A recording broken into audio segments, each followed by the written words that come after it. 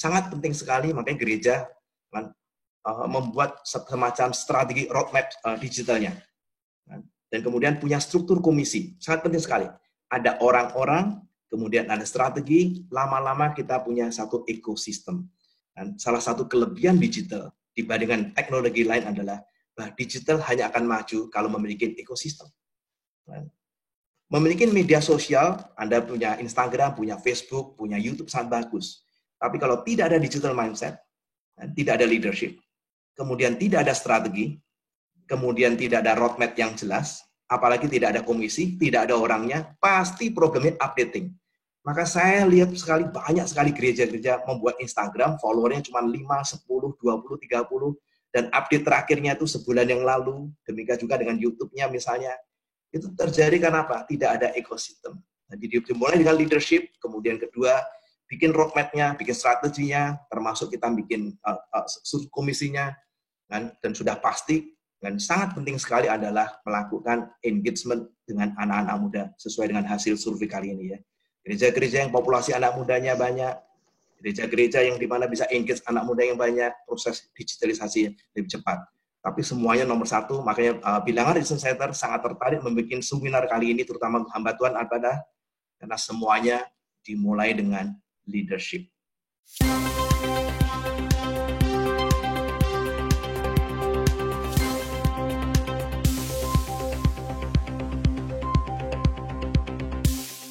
Kalau kita lihat survei pertama adalah pertanyaan mengenai apakah gereja Anda memiliki komisi atau departemen divisi digital. Ternyata dari hasil survei kita lihat yang mengatakan 36% mengatakan tidak ada. Tapi puji Tuhan ada 41,5% yang mengatakan gereja saya sebelum pandemi sudah memiliki divisi digital atau disebut dengan departemen digital atau komisi digital atau mungkin nyebutnya adalah tim begitu ya. Tapi sejak pandemi ternyata gereja juga cukup cepat beradaptasi, 22,5% selama pandemi yang mungkin hampir 3 bulan, kemudian gereja-gereja membentuk tim yang serupa, entah komisi, entah departemen atau divisi. Jadi 22,5% memiliki tim seperti ini selama pandemi. Tapi 36% waktu survei ini dilakukan ternyata masih belum memiliki. Tentunya kita akan lihat akan ada banyak problem, mungkin gereja yang terlalu kecil, atau mungkin karena tidak ada sumber daya manusianya, atau mungkin tidak banyak anak mudanya, dan sebagainya ya. Tapi kita berharap nanti ke depan mereka mulai memikirkan hal seperti ini.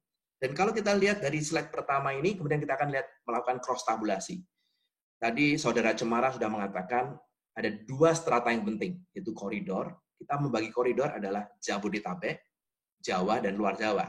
Biasanya Bilangan Research Center memiliki koridor sampai 7, Jabodetabek, kemudian kita punya Sumatera sendiri misalnya, Kalimantan sendiri, kali ini kita Jabodetabek, Jawa, dan luar Jawa.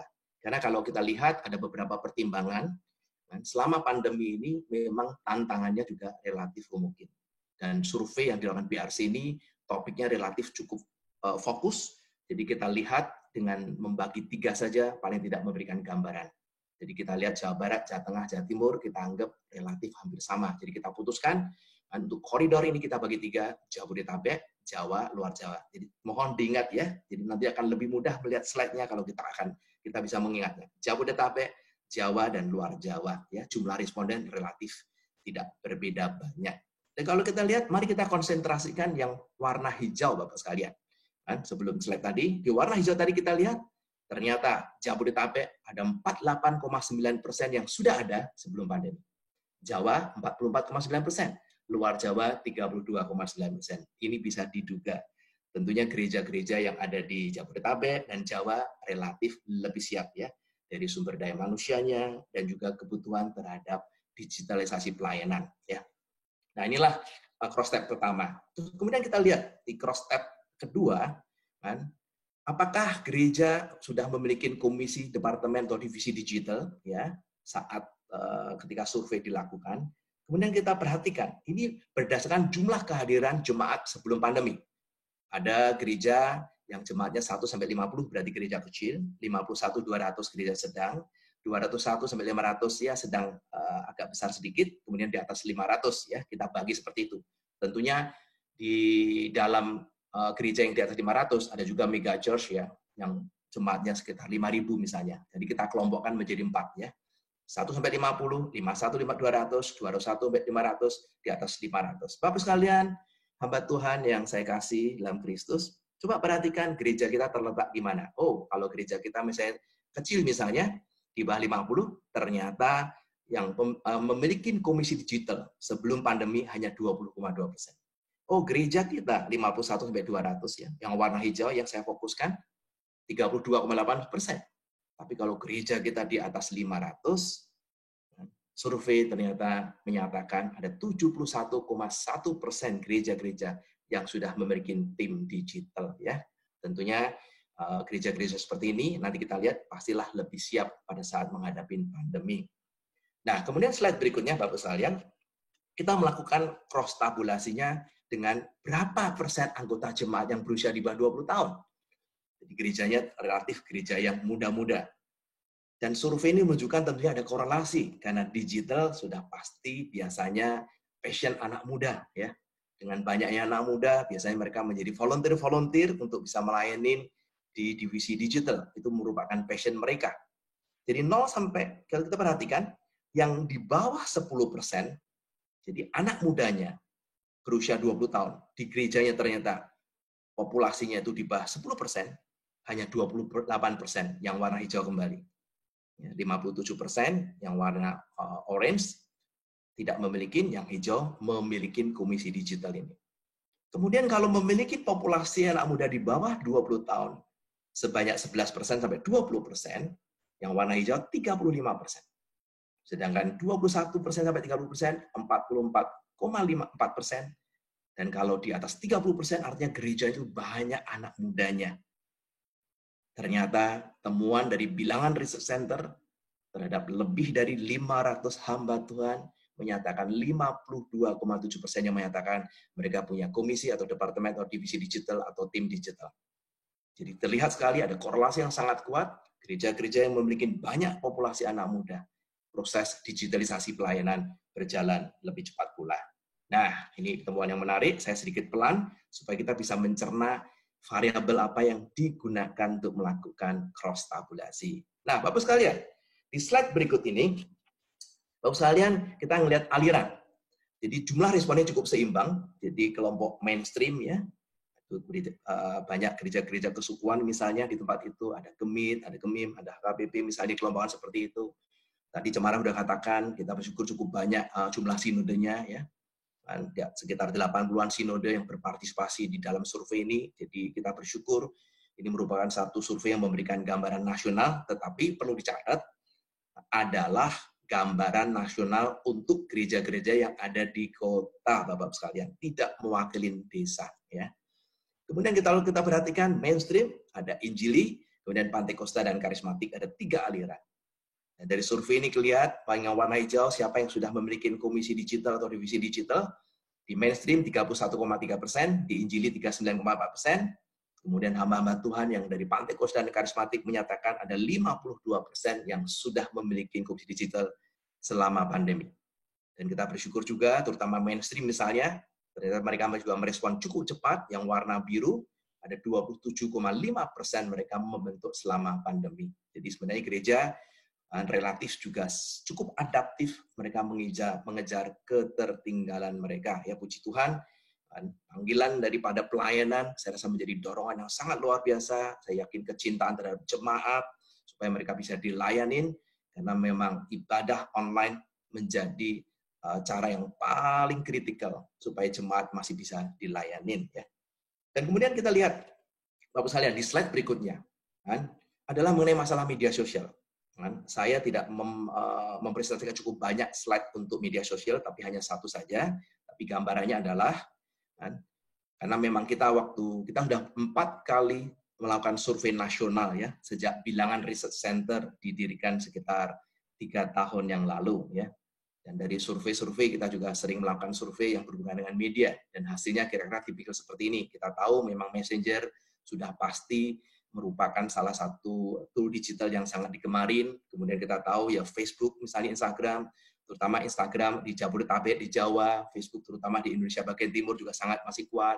Dan YouTube selama pandemi ini juga meningkat sangat tajam ya secara overall, dan email 57,4%, memang tidak terlalu besar, sayang sekali. Seharusnya kalau database cukup bagus, kita punya member, email itu salah satu alat yang sangat baik, selain murah, instan, juga merupakan salah satu cara untuk membuat engagement secara personal yang sangat baik, tapi hanya 57,4% saja yang menggunakan, dan tentunya podcast ya, hanya 5,5%, tapi kenaikan podcast cukup besar sekali selama pandemi ini, terutama anak-anak muda, mereka juga melihat pelayanan melalui podcast ya, mengirimkan musik-musik menjadi salah satu pelayanan yang sangat bagus sekali ya.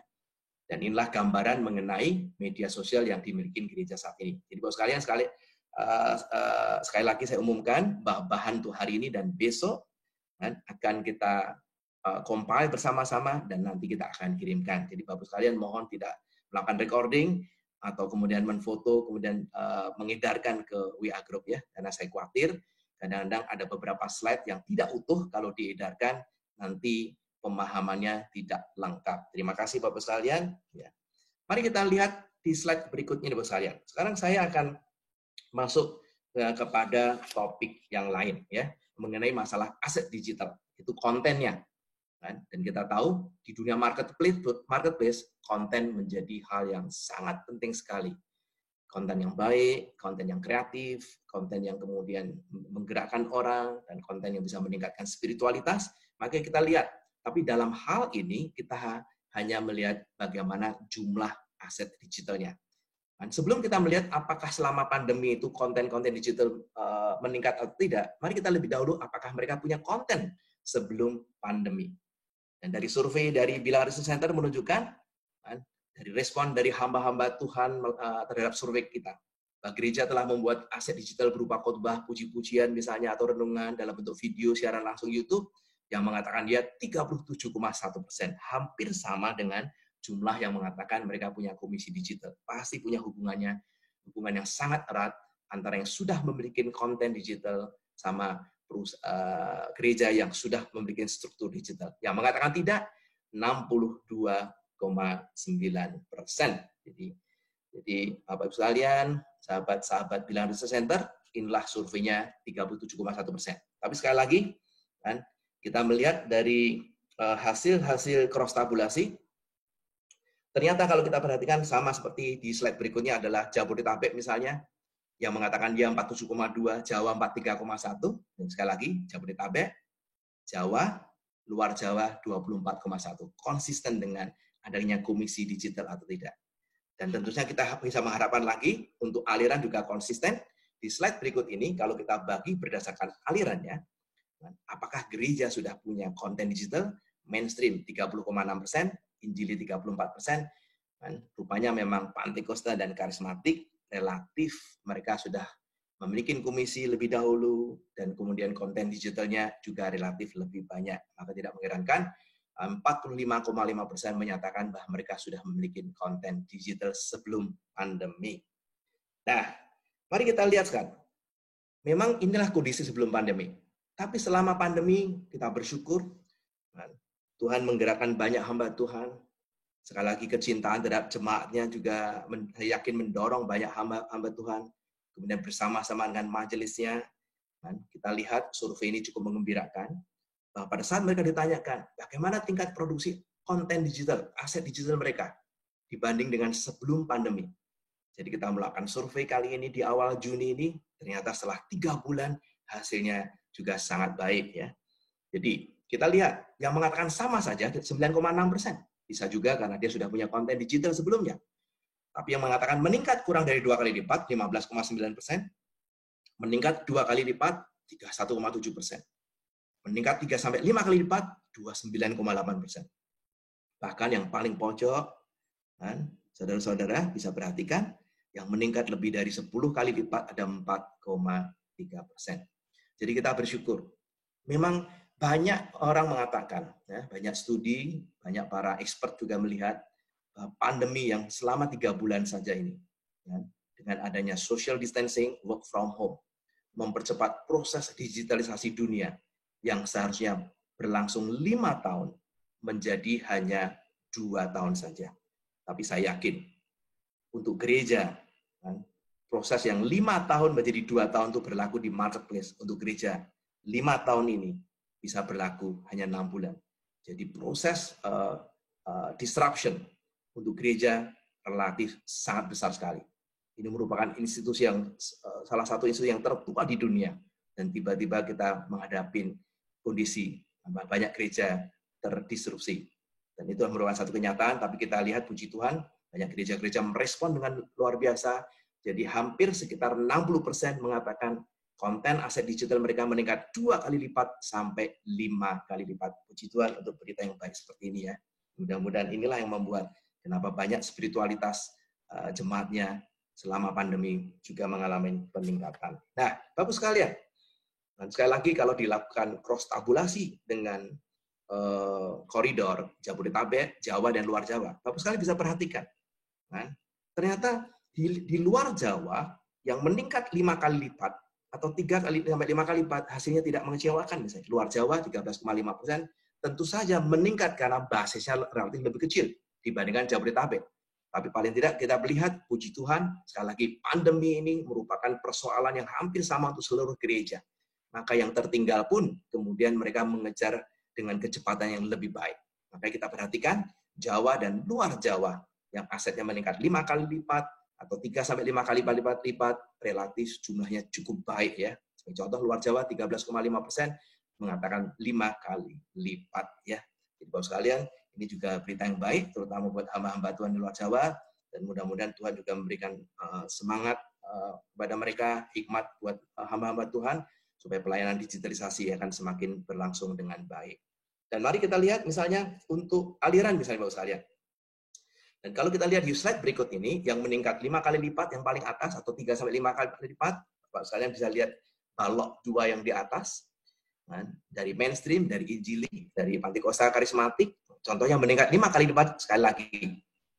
Mainstream dan Injili juga cukup baik, tapi sekali lagi untuk mainstream karena basis asetnya atau digital kontennya relatif lebih kecil dari sebelumnya. Karena itu peningkatannya tentu berlipat-lipat ya, berbanding tidak sama dengan Pantikosta atau Karismatik yang mungkin sudah aset digital cukup banyak, sehingga relatif kita lihat jumlah peningkatan 5 kali lipatnya lebih kecil dibandingkan dengan Injili misalnya. Ya. Jadi Bapak sekalian kita lihat inilah mainstream, inilah Injili, kita bersyukur. Ternyata Injili pun ya merespon juga cukup cepat, walaupun sedikit lebih tertinggal, tapi pandemi ini membuat mereka mengejar untuk melakukan konten-konten digital, baik di YouTube-nya, mungkin di Instagram-nya, atau di Facebook-nya, atau melalui ibadah live stream yang mereka lakukan ya, puji Tuhan. Nah, mari kita lihat slide berikutnya Bapak sekalian.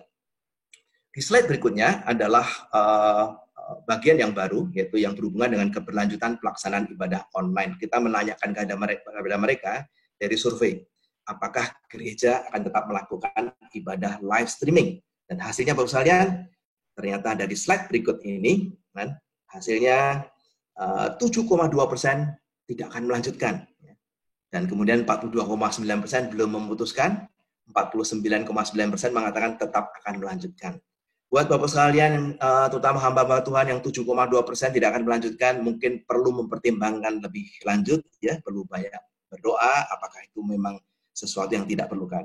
Tapi saya punya keyakinan, ibadah live streaming, ya, setelah pandemi berakhir pun, akan menjadi pelayanan yang masih baik, akan menjadi tambahan, mungkin buat orang tua yang tidak bisa ke gereja, buat mereka yang sakit, atau mereka yang punya halangan, atau ibadah live streaming, bukan hanya menggantikan ibadah hari Minggu, tapi juga merupakan penambah daripada ibadah, sehingga bukan hanya menikmati ibadah sekali seminggu, tapi mereka juga bisa menikmati ibadah 2 kali dengan topik yang berbeda, atau sesuatu yang sifatnya customized, sesuatu yang sifatnya personal, ibadah khusus untuk orang tua misalnya, atau ibadah khusus untuk remaja, atau ibadah khusus untuk jemaat-jemaat tertentu. Saya yakin ibadah live streaming tidak akan kembali zero.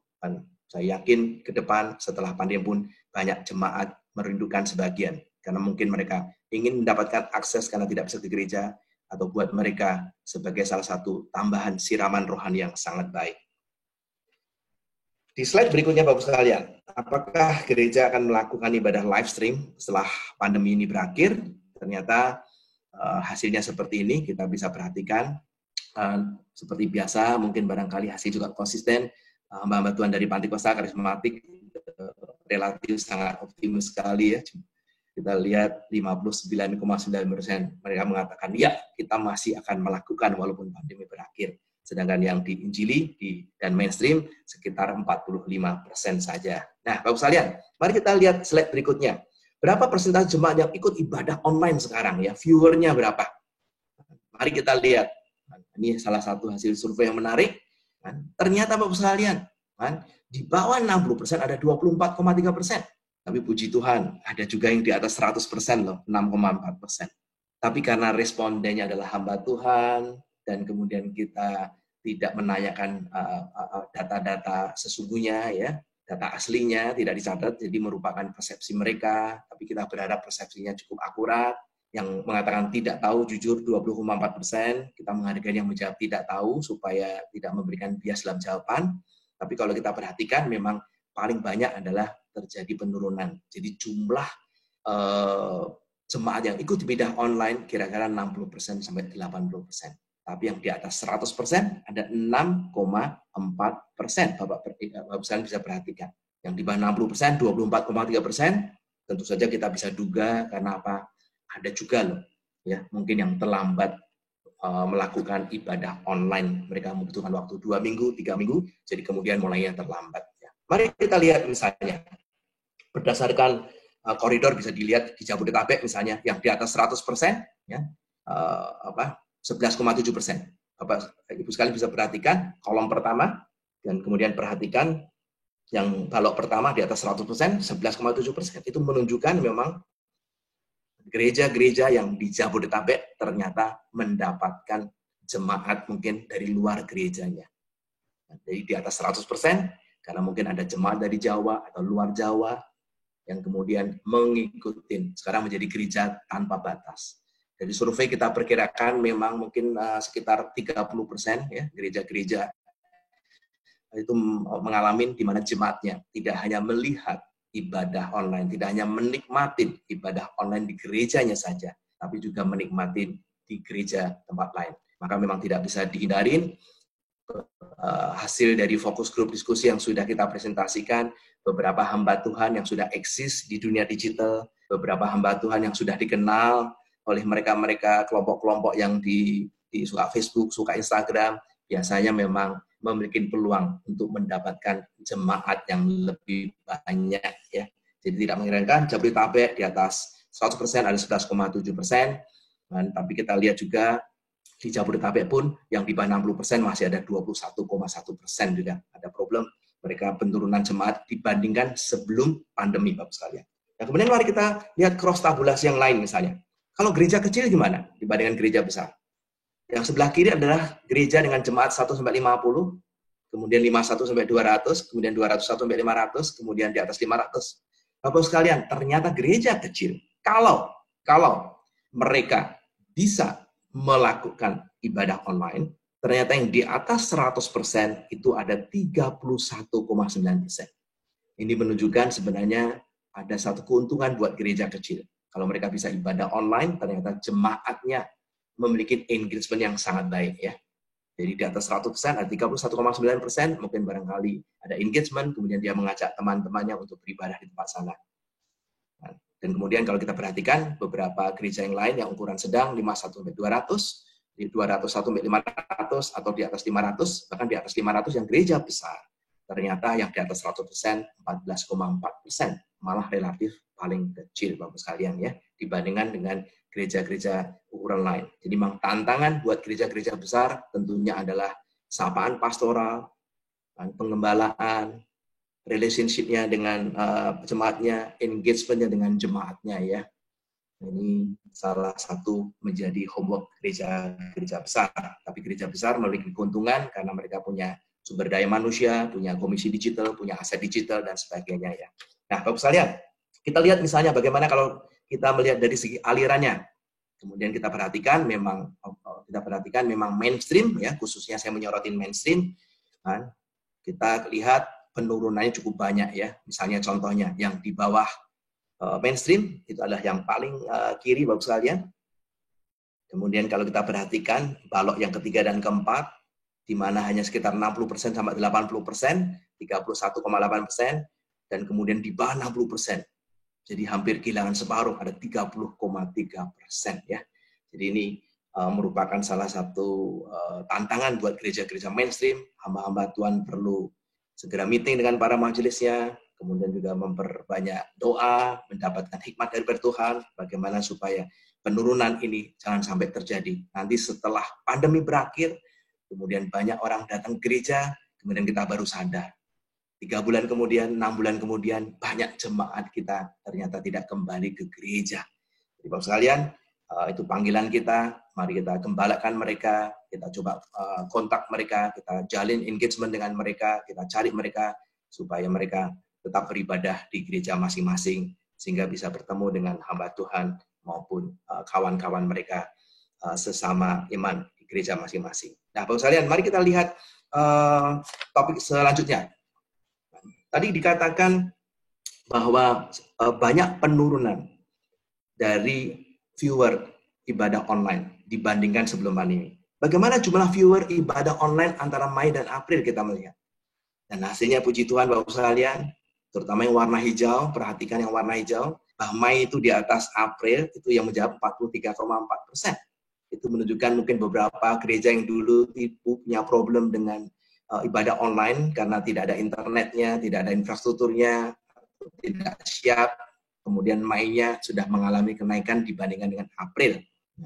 Tapi memang kalau kita lihat ternyata ada 21,6%. Ternyata Mei-nya tantangan dan sekaligus biarlah setiap gereja-gereja yang Mei-nya di bawah April, mereka perlu merenungkan, perlu mendiskusikan bersama-sama kira-kira strategi pelayanan apa yang lebih efektif lagi supaya viewer ibadah online dan tidak turun lagi di bulan Juni ini. Ya, ada 21,6% yang turun, tapi puji Tuhan ada 43,4% yang mengalami kenaikan. Dari Mei naik dibandingkan April. Bapak sekalian, itulah hasil daripada perbedaan secara overall. Kemudian kalau kita perhatikan di Jabodetabek, ya, perhatikan yang warna hijau Bapak sekalian, di mana Mei-nya lebih tinggi dibandingkan April-nya. Jumlah viewer ibadah online-nya.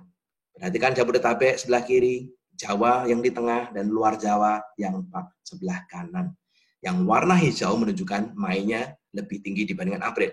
Kalau kita perhatikan di sana, yang Jabodetabek ada 41%, dan Jawa 40%, dan luar Jawa 49,3%. Jadi jelas dugaan kita tadi, terutama yang luar Jawa, karena pada bulan April mungkin sebagian tidak siap ya. Dan akhirnya pada bulan Mei, puji Tuhan, setelah beradaptasi dengan teknologi, mereka lebih siap, atau kemudian bisa juga bulan April, banyak di antara mereka coba-coba untuk melihat ibadah online di gereja lain, akhirnya mereka kembali lagi ke gereja masing-masing. Sehingga di luar Jawa ada 49,3%, di mana Mei-nya lebih besar dibandingkan April. Mari kita lihat slide berikutnya, Bapak sekalian. Di slide berikutnya, ya, kita akan membahas mengenai spiritualis jemaat. Tapi sekali lagi, spiritualis jemaat ini adalah pertanyaan kepada hamba Tuhan. Jadi persepsi dari hamba Tuhannya, Bapak sekalian ya. Jadi tentu saja ini tergantung dari jabatan hamba Tuhan, dan kita berharap hamba Tuhan kenal jemaatnya mereka, jadi dia bisa memperkirakan apakah spiritual jemaatnya relatif naik atau turun atau sama saja. Dan dari survei ini menarik ya, kira-kira jawabannya seperti apa? Dan buat hamba Tuhan juga ini menjadi satu jawaban yang menarik. Wah, kira-kira jemaat saya tingkat kedalaman spiritualnya semakin naik apa tidak selama pandeminya. Dan kita bersyukur paling tidak yang naik lebih banyak daripada turun, tapi yang turun tentu perlu didoakan walaupun jumlahnya cuma 14,8% ya. Dan kemudian yang sama saja 26,4%. Yang naik 36,4%, yang menjawab tidak tahu 22,5%. Dan jadi mereka mengatakan lebih baik menjawab tidak tahu daripada mereka mereka-reka. Jadi tentunya hasil survei ini perlu ada penelitian lebih lanjut. Jadi saya berharap nanti di BRC, Bilang Research Center, kita juga bisa melakukan survei di mana respondennya adalah jemaat, sehingga kita bisa mendapatkan gambaran yang lebih akurat. Tapi paling tidak, sekali lagi, ini gambaran dari hamba Tuhan, persepsi hamba Tuhan. Pada saat mereka ditanya, bagaimana tingkat spiritualitas jemaat secara umum? 36,4% dari hamba Tuhan mengatakan, jemaat saya mengalami kenaikan spiritualitas selama pandemi. Nah, kalau tidak tahunya kemudian kita buang misalnya ya, supaya ada gambaran, dan tidak tahunya kita buang, dan secara overall hampir setengahnya naik. Tadi iseng-iseng sebelum presentasi saya juga bertanya kepada anak saya, dan saya tanya kepada anak saya, kira-kira berapa jumlah jemaat yang memiliki tingkat spiritualitas yang lebih tinggi selama pandemi dibandingkan dengan sebelum pandemi. Anak saya juga menjawab, ya kira-kira 50%, ya bersyukur. Jadi kira-kira sekitar 46,9%. Ternyata hamba Tuhan mengatakan bahwa jemaatnya mengalami kenaikan spiritualitas.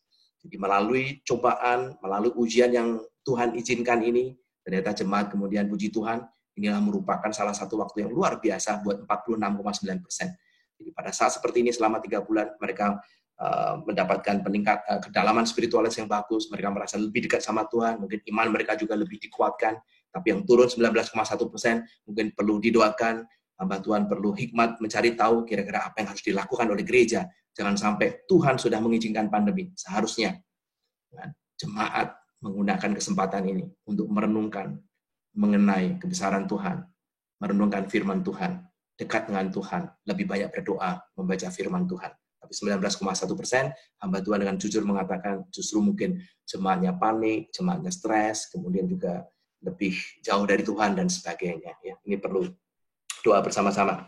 Kita melihat Bapak sekalian, kalau kita perhatikan slide ini sangat menarik. Yang di Jabodetabek, ya, yang naik 46,8%, yang di Jawa 51,9%, sedangkan yang di luar Jawa itu 43%, ya. Ini tentunya perlu ada satu penelitian lebih lanjut.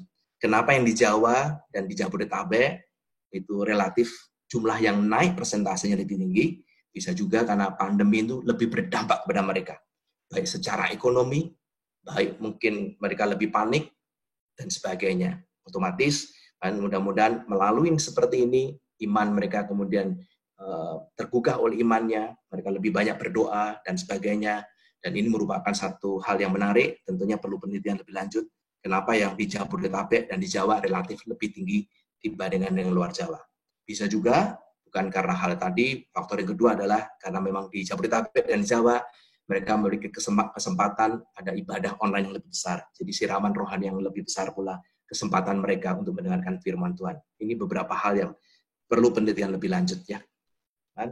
Beberapa waktu lalu saya pernah memberikan seminar mengenai masalah digital mindset. Jadi ada 7 digital mindset yang dilakukan pengukuran. Jadi setiap hamba Tuhan atau majelis atau siapapun yang memiliki digital mindset, kita lakukan pengukuran berdasarkan 7 dimensi. Yaitu digital mindset yang baik atau yang kita sebut mereka memiliki digital mindset, kalau mereka itu forward looking, berpikir visioner ke depan 5 tahun lagi, 10 tahun lagi, openness, dia percaya bahwa segala sesuatu harus ada solusinya, perlu dilakukan upaya-upaya kreatif melakukan solusi, kemudian agile, harus stay relevan, jadi nyaman dengan hal-hal yang baru, dengan teknologi, dia merasa nyaman, dia merasa pengen relevan, ya. Kemudian growth, selalu ingin belajar, ada kurvanya, ada keinginan untuk belajar dari waktu ke waktu, kalau ada kegagalan dia belajar, dia melakukan benchmarking, kemudian startup, dia bekerja secara cepat, dia berani mengambil risiko, walaupun mungkin ke depan dia belum tahu outcome-nya seperti apa, dan sama seperti dunia startup, anak-anak muda, dia berani memulai, walaupun dia juga tidak tahu 3 tahun, 5 tahun lagi seperti apa. Kemudian digital mindset yang ke-6 adalah kolaboratif. Setiap orang yang punya digital mindset yang baik adalah bersedia bekerja sama dengan gereja, bekerja sama dengan sinodenya, dan sebagainya. Dan kemudian digital mindset yang terakhir adalah data driven, yaitu adalah hamba Tuhan yang mencintai data, mereka yang punya mindset seperti ini, mereka sangat analitik, mereka menggunakan data dan informasi untuk membuat keputusan. Jadi untuk setiap mindset-mindset ini, kita ada satu pertanyaan yang kemudian ditanyakan kepada hamba Tuhan. Kemudian kita juga tambahkan ada 3 variabel, yaitu realita digital pelayanan, yaitu adalah punya komisi digital tidak, kemudian bagaimana aset digitalnya, kemudian keberlanjutan ibadah online setelah pandemi berakhir, persepsinya, optimismenya, atau pandangannya setelah pandemi ini berakhir. Jadi dari 7 pertanyaan dan dari 3 realita perilaku, jadi attitude dan behavior, kemudian kita lakukan segmentasi, kita olah datanya, dan akhirnya hasilnya menunjukkan ada 4 segmentasi hamba Tuhan. Maka menarik sekali, kita bisa juga melihat diri kita sendiri seperti apa. Apakah kita masuk kategori segmentasi 1, kedua, ketiga, keempat. Ya.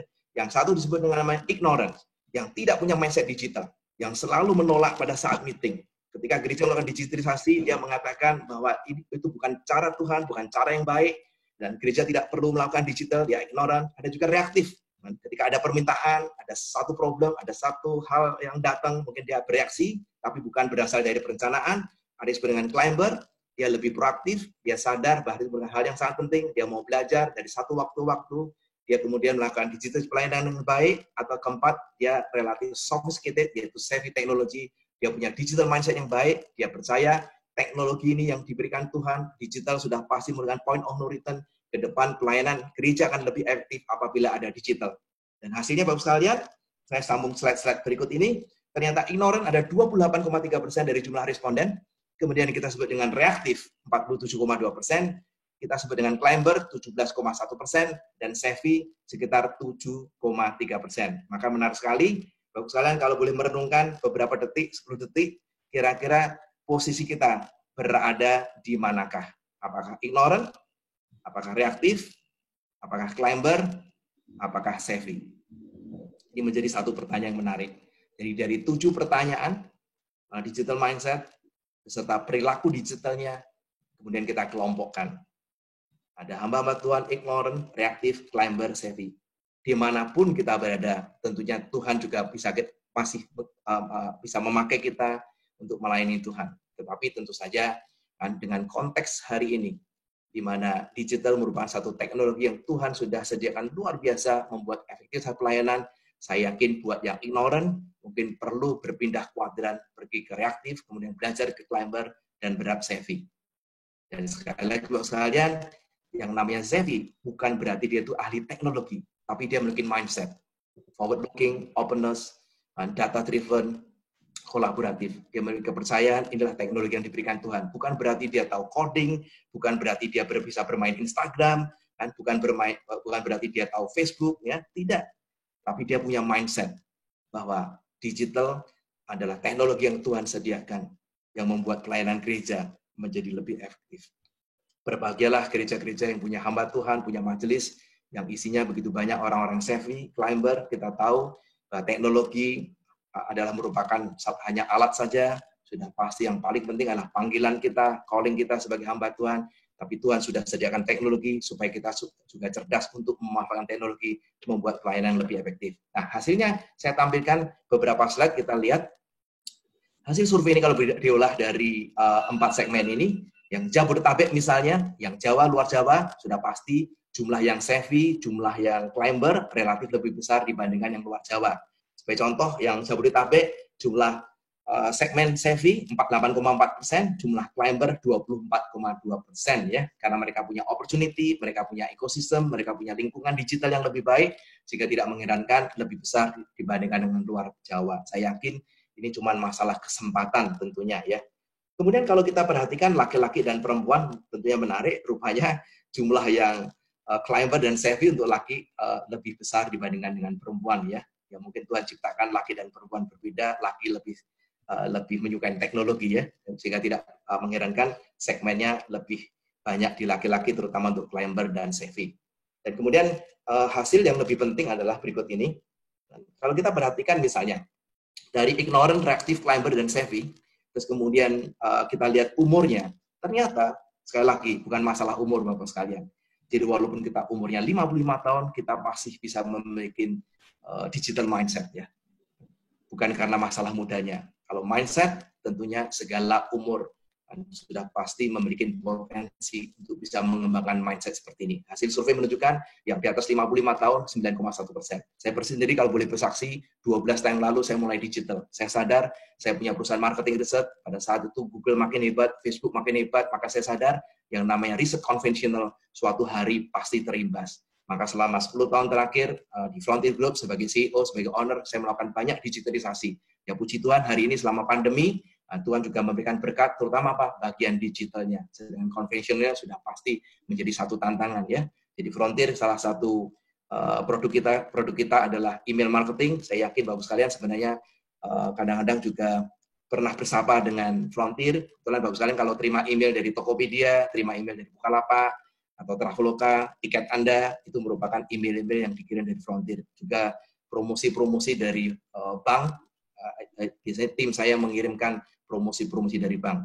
Itu contoh bahwa 12 tahun lalu saya punya mindset, saya punya keyakinan bahwa digital teknologi yang Tuhan berikan dan sudah pasti akan berkembang. Selama 12 tahun saya mencoba mentransformasikan produk-produk yang konvensional menjadi digital. Saya yakin Bapak sekalian jangan khawatir, terutama hamba-hamba Tuhan yang sudah berumur, sudah senior, jangan khawatir, di tengah-tengah digital ini Tuhan pasti masih bisa memakai kita.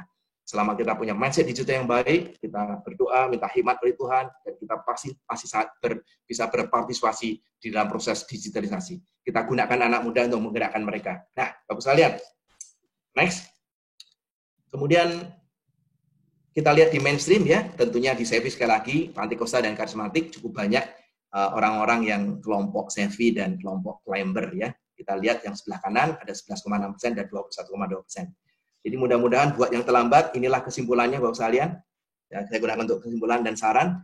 Jadi Bapak sekalian kita lihat, kan, kalau kita perhatikan segmentasi tadi, jumlah tingkat spiritualitas, ini ada slide yang terakhir, ignorant, reaktif, climber, dan savvy, ternyata ada hubungan antara jumlah kelompok-kelompok segmentasi ini dan jumlah yang menyatakan tingkat spiritualitas mereka naik. Ya. Sekali lagi, karena yang savvy dan climber, ada kemungkinan mereka punya ibadah online, selama ada engagement, sehingga banyak jemaat selama pandemi juga bisa disapa, dan akhirnya mendapatkan berkat daripada pelayanan digital mereka. Nah, kesimpulannya Bapak sekalian, sebelum kita masuk tanya jawab. Next. Jadi gereja di Indonesia tidak siap menghadapi pandemi COVID-19, tetapi beradaptasi dengan cepat selama 3 bulan pandemi. Jadi 41,5% gereja di kota yang memiliki komisi digital, 39,1% yang memproduksi konten digital berupa khotbah renungan sebelum pandemi. Mari kita lihat beberapa perubahannya, agak cepat sedikit. 64% setelah 3 bulan jumlah gereja yang memiliki komisi digital naik menjadi 64%. Kita bersyukur 2-5 kali lipat aset digital naik, ya 2-5 kali lipat. Next.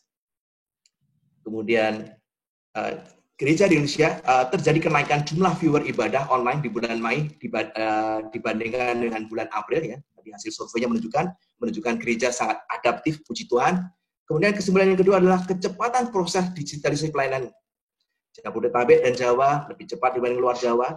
Gereja besar dan gereja yang beraliran Pantikosta dan Karismatik relatif punya proses digitalisasi yang lebih cepat pula. Kesimpulan yang ketiga adalah terjadi kenaikan jumlah viewer ibadah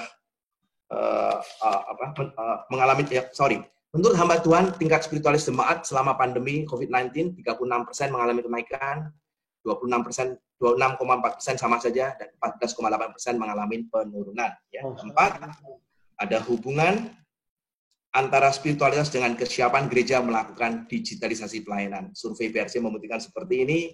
Kelima, gereja yang memiliki jumlah persentase anak muda yang lebih besar akan cenderung memiliki komisi digital serta peningkatan aset digital selama pandemi COVID-19 ini. Dan kesimpulan yang keenam, dengan melakukan pengukuran digital mindset dan perilaku digital terbentuk 4 segmen. Jadi sudah saya sebutkan, ignorant, reaktif, climber, dan savvy. Dan di bawahnya adalah jumlah-jumlah besaran segmennya. Yang terakhir, 7, jumlah anggota jemaat yang ikut ibadah online di gereja atau di sendiri cenderung lebih sedikit dari jumlah kehadiran sebelum pandemi COVID-19. Tapi gereja kecil ternyata memiliki persentase kehadiran anggota jemaat pada ibadah online yang lebih tinggi daripada gereja besar. Jadi kalau gereja kecil punya ibadah online, ternyata kehadiran persentasenya dibandingkan jumlah jemaat sebelum pandemi relatif lebih tinggi. Jadi Bapak sekalian saya akhirin karena sudah 20.50. Jadi untuk saran mungkin nanti Bapak sekalian bisa membaca sendiri. Saya ada 7 saran untuk gereja-gereja sehubungan dari hasil survei ini. Ya, mengingat waktu sudah 20.50 dan mudah-mudahan kita punya sekitar 25 menit untuk tanya jawab ya. Nanti silakan dibaca beberapa sarannya. Terima kasih Pak Andi untuk pemaparannya, sungguh memberikan satu insight dan tantangan buat kita ke depan. Sekaligus juga bersyukur untuk apa yang sudah dilakukan oleh gereja-gereja Tuhan menghadapi masa pandemi COVID-19 ini. Baik Bapak Ibu, saya akan coba membacakan beberapa pertanyaan yang sudah masuk kepada panitia. Pertanyaan pertama adalah, setelah mengikuti ibadah online lebih 4 bulan, jemaat mendapatkan exposure dari ibadah online gereja lain. apakah mereka berpikir berpindah jemaat setelah normal? Ya, Silakan baik. dijawab, Pak. Kita dua pertanyaan langsung, Pak Hans. Dua ya, baik. Pertanyaan berikutnya adalah,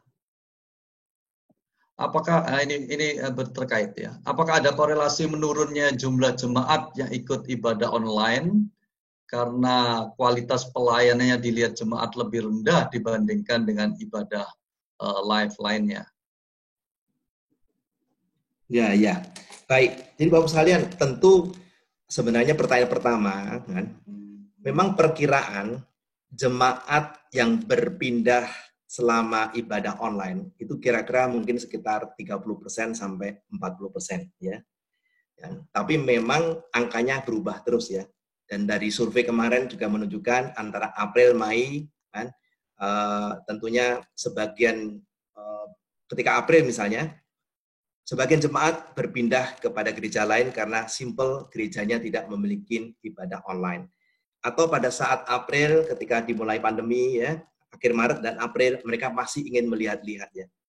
Tapi kemarin survei dari STT Amanat Agung juga hampir sama, ternyata sekitar 70% mereka melihat atau menikmati ibadah online di gerejanya, sedangkan 30% yang kemudian mungkin selain ibadah online di gerejanya juga melihat ibadah online di gereja lain-lain ya.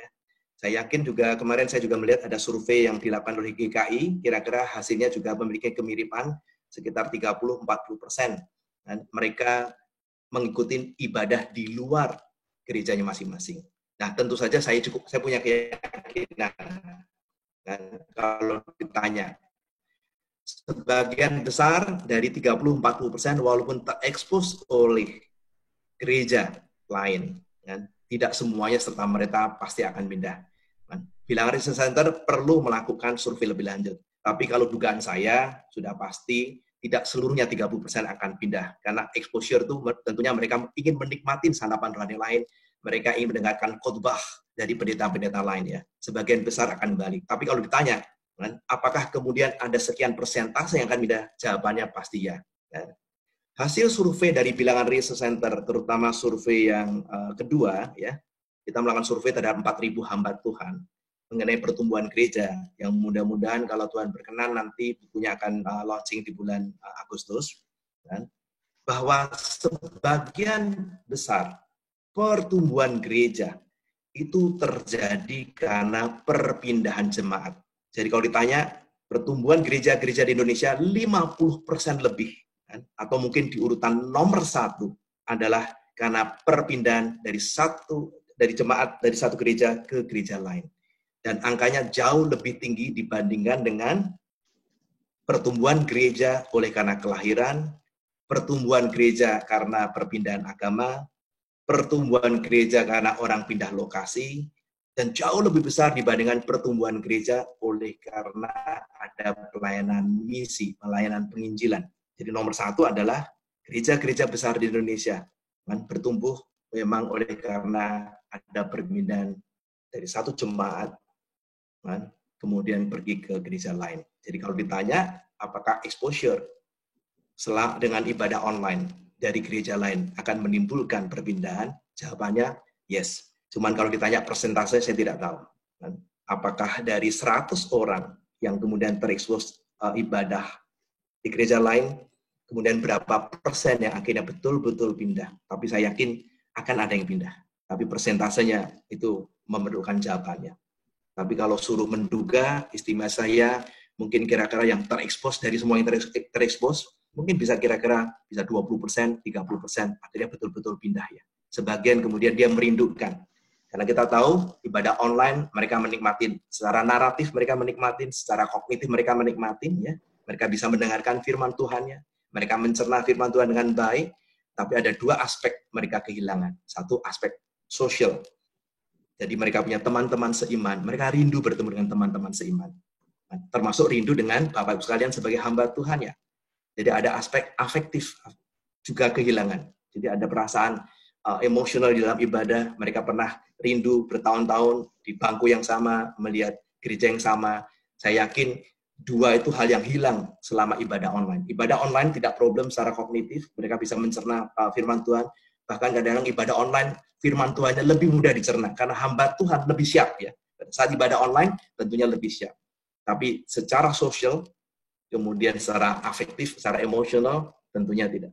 Makanya walaupun mereka terexpose, saya yakin sebagian besar tidak pindah. Tapi ada yang pindah, yes.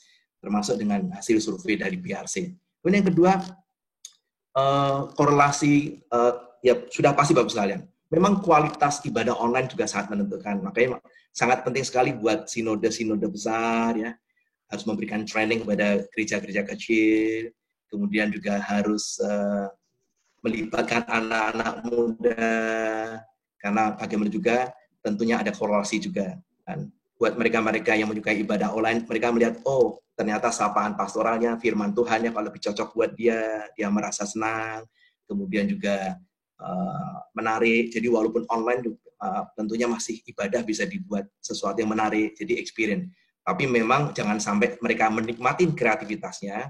Panggilan kita adalah setiap jemaat harus menikmati Tuhan, ya, harus experience God, kan? Bukan sekedar menikmatin sebagai salah satu ibadah, satu pertunjukan gitu ya. Tapi saya yakin tentu ada korelasi antara kualitas dari ibadah online, kreativitas terhadap mereka itu kemudian mengikuti ibadah online. Begitu Pak Hans. Baik, terima kasih Pak Andi. Pertanyaan berikutnya,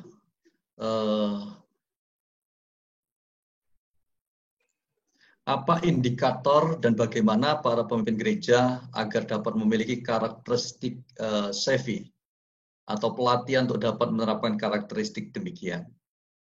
Satu lagi Pak Hans. Satu lagi, faktor apa yang membuat tingkat spiritualitas jemaat meningkat, padahal engagement personal lebih sulit dilakukan, secara khusus untuk gereja yang memiliki jemaat banyak? Sorry, bisa dibacain lagi Pak Hans, yang keempat tadi? Yang keempat, faktor apakah yang membuat tingkat spiritualitas jemaat meningkat, padahal engagement personal lebih sulit dilakukan, secara khusus untuk gereja yang memiliki jemaat banyak? Bagus sekali pertanyaan nomor 3. Bagaimana supaya untuk meningkatkan mindset digital kita sehingga menjadi savvy atau climber paling tidak untuk shifting dari ignorant dan reaktif. Dan sudah pasti nomor 1 karena leadership-nya. Maka berbahagialah kalau hamba Tuhan memulai terutama para leader dan menunjukkan keteladanannya dia sudah punya mindset seperti ini, sudah pasti akan menciptakan transformasi yang lebih cepat ya. Di nomor 1 sudah all about leadership. Makanya kalau kita bicara digital itu adalah perpaduan antara manusia dan teknologi, people dan teknologi. Kalau ditanya mana yang lebih penting adalah manusianya. Maka bukan teknologi digital yang lebih penting, tapi mindset digital yang lebih penting. Maka hamba-hamba Tuhan yang punya mindset digital, kalau ada leader-leader yang dia memiliki berbagai mindset digital yang sudah saya sharingkan, ada 7 mindset, yaitu forward looking. Jadi dia percaya bahwa pelayanan Tuhan itu adalah 5-10 tahun ke depan, dan dia merasa nyaman, agile leadership, dia merasa nyaman dengan hal yang baru, dia percaya Tuhan memberikan sesuatu yang baru, saya harus nyaman, saya harus belajar, saya harus mencintai data-data, saya harus berkolaborasi misalnya. Kalau mindset leadership seperti ini, saya rasa akan membuat majelisnya dan juga penginjil-penginjil muda akan lebih mudah tertular ya, sehingga membuat gereja itu terasa punya mindset yang digital yang sangat baik. Jadi sudah pasti nomor 1 adalah leadership. Kemudian yang kedua Bapak sekalian, kan, sangat penting sekali, makanya gereja kan, membuat semacam strategi roadmap digitalnya. Kan, dan kemudian punya struktur komisi, sangat penting sekali. Ada orang-orang, kemudian ada strategi, lama-lama kita punya satu ekosistem. Dan salah satu kelebihan digital dibandingkan teknologi lain adalah bahwa digital hanya akan maju kalau memiliki ekosistem. Kan, memiliki media sosial, Anda punya Instagram, punya Facebook, punya YouTube, sangat bagus.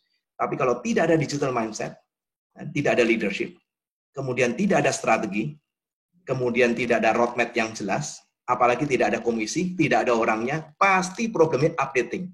Maka saya lihat banyak sekali gereja-gereja membuat Instagram, followernya cuma 5, 10, 20, 30, dan update terakhirnya itu sebulan yang lalu, demikian juga dengan YouTube-nya misalnya.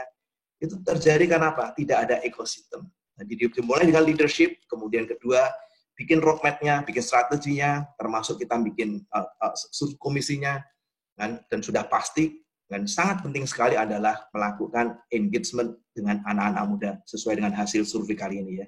Gereja-gereja yang populasi anak mudanya banyak, gereja-gereja yang di mana bisa engage anak muda yang banyak, proses digitalisasi lebih cepat. Tapi semuanya nomor satu, makanya Bilangan Reason Center sangat tertarik membuat seminar kali ini, terutama hamba Tuhan karena semuanya dimulai dengan leadership.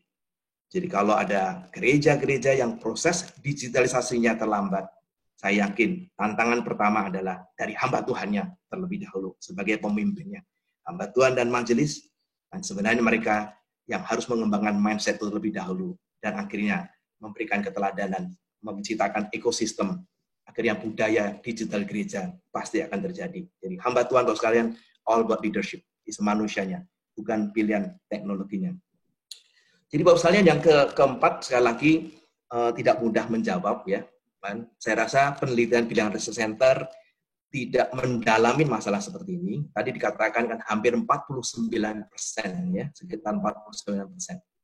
Hamba Tuhan mengatakan selama pandemi ini ternyata jemaatnya mengalami kenaikan spiritualitas ya. Mungkin saya rasa common sense sudah pasti di luar survei ini, dan kalau kita melakukan observasi, pandemi yang diizinkan Tuhan ini membuat banyak keluarga-keluarga, banyak jemaat disadarkan ya. Manusia itu sangat lemah ya. Dan dari sini mungkin timbul satu kesadaran, mereka mulai panik, kemudian mereka melihat kebesaran Tuhan, mereka diingatkan oleh firman Tuhan, saya rasa ini salah satunya. Dan kemudian kedua, saya yakin banyak gereja-gereja juga sudah mulai, bukan hanya ibadah online, mereka punya engagement yang bagus. Tadi saya lihat dari survei menunjukkan, mereka mengirimkan WA-nya, beberapa hamba Tuhan juga calling mereka. Saya yakin ini juga akan sangat mempengaruhinya. Dulu pada saat belum pandemi, mungkin barangkali banyak hamba Tuhan tidak calling, tidak WA, tidak memberikan bahan khotbah, tidak sharing, tapi karena ini merupakan cara-cara yang terbaik di saat seperti ini, ternyata hamba Tuhan yang melakukan seperti ini tidak mengherankan, akhirnya terjadi kenaikan seimannya. Terus mereka hanya melihat handphone atau melihat laptop atau melihat televisi ya. Tapi tentu saja lebih daripada itu ya, sapaan pastoralnya. Dan kemudian mereka melihat mereka punya pengalaman dengan Tuhan yang lebih baru, dan itu yang membuat saya yakin kenaikan lebih tinggi. Tapi Bapak sekalian, ini satu hal yang sangat menarik, tentunya bisa menjadi pemikiran juga PRC untuk mendalami. Mudah-mudahan di survei mendatang kita akan survei fokus kepada jemaat. Begitu Pak Hans. Baik, terima kasih Pak Andi. Bapak Ibu sekalian, mohon maaf oleh karena waktu, jadi pertanyaan-pertanyaan yang lain belum bisa dijawab pada malam hari ini. Saya akan coba bacakan kesimpulannya.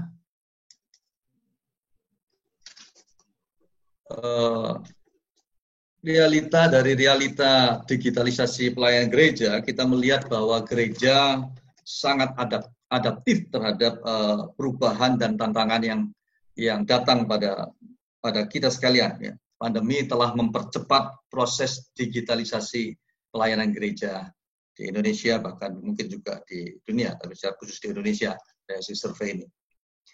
Yang kedua, bahwa digitalisasi tampaknya bukan lagi merupakan suatu opsi buat gereja, tetapi suatu keharusan, dan kita menyadari bahwa teknologi Tuhan sediakan ya, untuk dipakai oleh gereja menjadi satu alat untuk membuat pelayanan menjadi lebih efektif.